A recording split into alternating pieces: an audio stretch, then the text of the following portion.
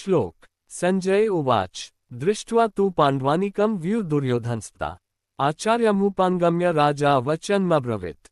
2 अनुवाद। संजय ने कहा, हे राजन, पांडुपुत्रों द्वारा सेना की व्यूह रचना देखकर राजा दुर्योधन अपने गुरु के पास गया और उसने ये शब्द कहे। तात्पर्य, धृतराष्ट्र जन्म से अंधा था। दुर्भाग्यवश वह आध्यात्मिक दृष्टि से भी वंचित था। वह ये भी जानता था कि उसी के समान उसके पुत्र भी धर्म के मामले में अंधे हैं और उसे विश्वास था कि वे पांडवों के साथ कभी भी समझौता नहीं कर पाएंगे क्योंकि पांचों पांडव जन्म से ही पवित्र थे। फिर भी उसे तीर्थस्थान के प्रभाव के विषय में संदेह था। इसीलिए संजय युद्धभूमि की स्थिति के विषय में उसके प्रश्न के मंतव्य को समझ गया। अतः वह निराश राजा को प्रोत्साहित करना चाह रहा था।